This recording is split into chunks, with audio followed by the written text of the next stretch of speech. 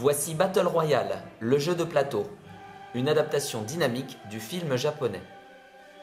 Dans un futur proche, pour lutter contre l'indiscipline, le gouvernement japonais décide d'instaurer une loi, la loi Battle Royale. Ainsi, une classe de 3e choisie au hasard est envoyée sur une île isolée. Les élèves sont équipés de colliers explosifs. Ils reçoivent chacun des vivres et une arme. Ils disposent alors de 3 jours pour s'entretuer, jusqu'à ce qu'il ne reste plus qu'un seul survivant. Si par malheur, il devait rester plus d'un survivant, tous les colliers exploseraient en même temps. Selon le nombre de joueurs, chacun incarnera 4, 3 ou 2 élèves tirés au sort. Pour débuter, on tire également au sort un des 5 plans. Et on construit l'île représentée à l'aide des 4 mini-plateaux. Puis, on place les pions personnages sur les cols et les jetons BR au hasard sur leurs emplacements. On retourne le plan de l'île pour faire apparaître le chronomètre du jeu et on le met en place comme ceci. Chaque joueur reçoit les mini-plateaux correspondant au personnage qu'il a tiré au sort. Toutes les cartes personnages ayant servi à la répartition sont ensuite mélangées pour constituer la pioche de personnage. Détaillons maintenant ce qu'on peut trouver sur un plateau personnage. Une petite présentation, le nombre de déplacements orthogonaux possibles.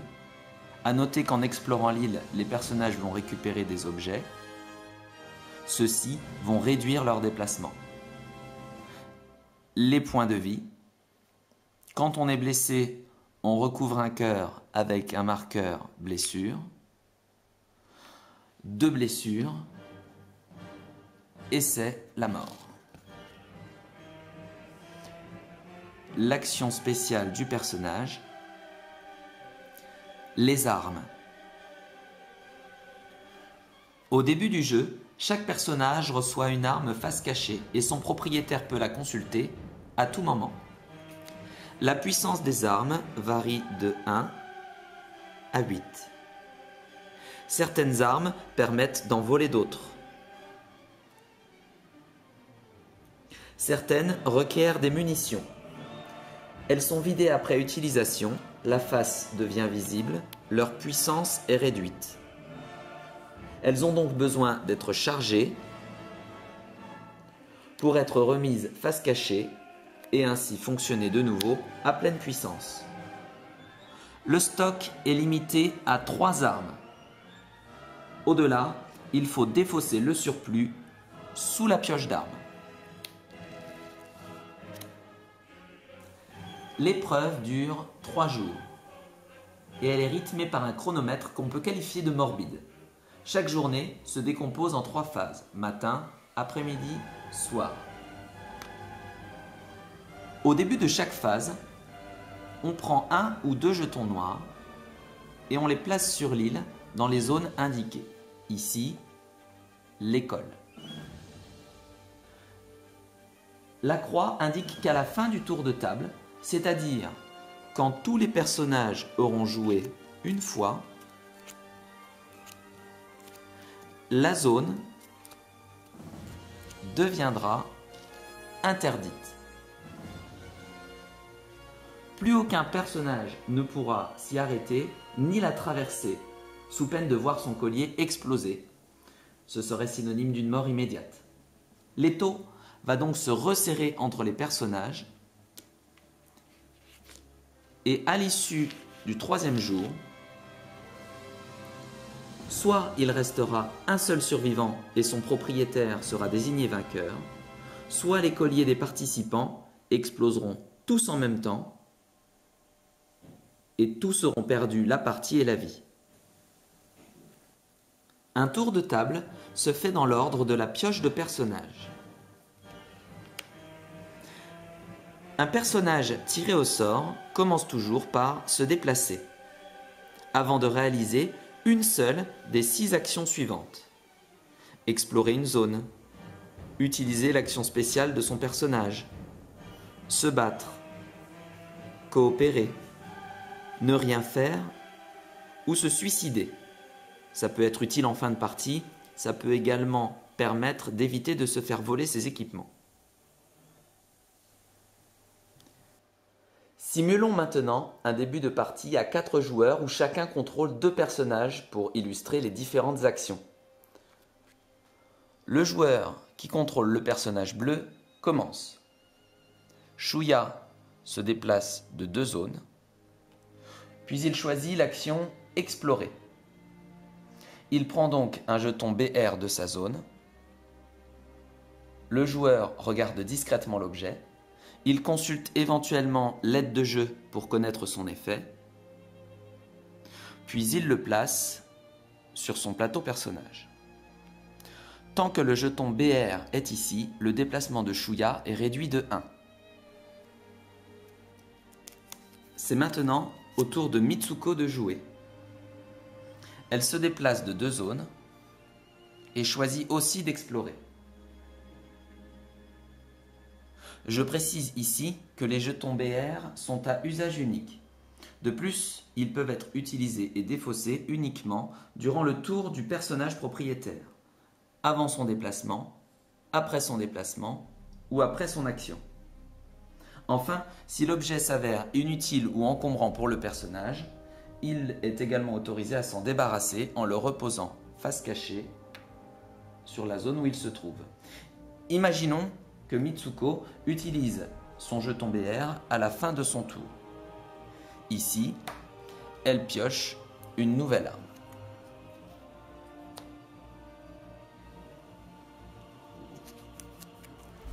C'est à Noriko. Elle se déplace et choisit d'utiliser son action spéciale. Elle consulte donc secrètement les armes de 2 personnages, par exemple celle du orange et celle du noir.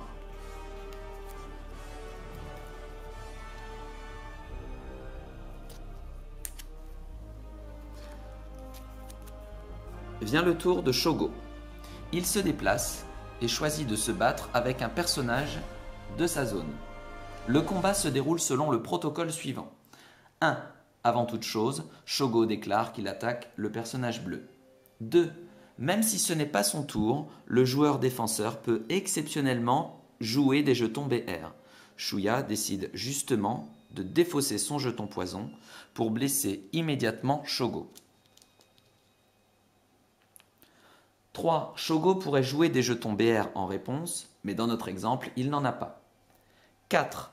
Le joueur défenseur choisit une arme de son stock. 5. L'attaquant choisit une arme de son stock. 6. Les 2 protagonistes comparent secrètement leurs armes. 7. Shuya a une arme moins puissante et perd donc un point de vie. Shogo a utilisé une arme à feu, c'est bruyant, il la repose donc face visible dans son stock. De plus, il vient d'utiliser son unique munition et la puissance de son fusil à pompe est donc réduite à 2.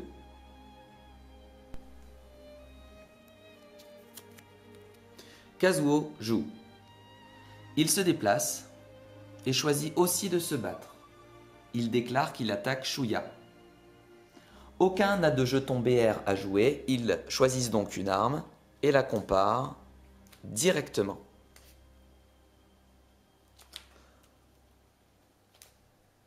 On se trouve dans un cas d'égalité. Chacun perd donc un point de vie.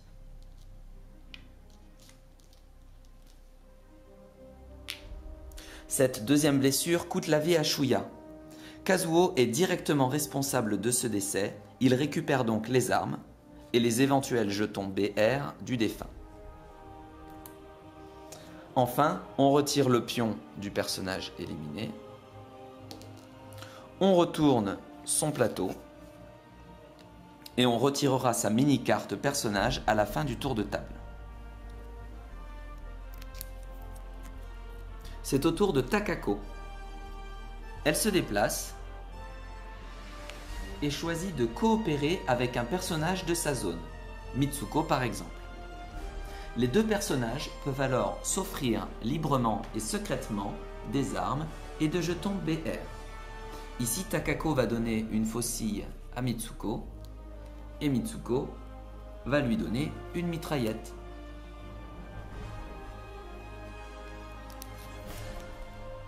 Shinji joue, il se déplace et choisit de ne rien faire. Enfin, Yoshitoki apparaît, il se déplace et face à tant de violence, choisit de se suicider.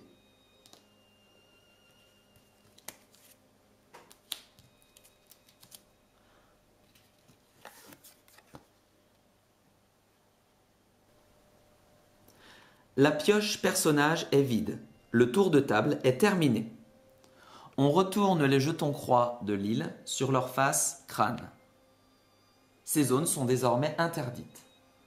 On place 2 nouvelles zones à risque en suivant les indications du chronomètre. On nettoie la pioche personnage des cadavres avant de la mélanger. Puis on entame un nouveau tour de table. Prolongeons la simulation pour illustrer 2 autres cas. Takako commence le nouveau tour. Elle se déplace et choisit de se battre. Elle déclare qu'elle attaque Shinji. L'éventail du personnage vert est plus faible, mais il permet de voler la mitraillette ou le fusil à pompe en combat. Shinji décharge donc la mitraillette sur Takako.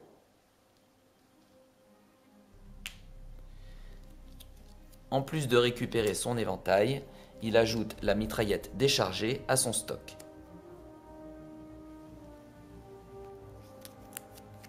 C'est à Noriko de jouer. Elle se déplace sur un des 3 lieux spéciaux. Ici, les règles de combat sont inversées. Elle prend un jeton BR en explorant.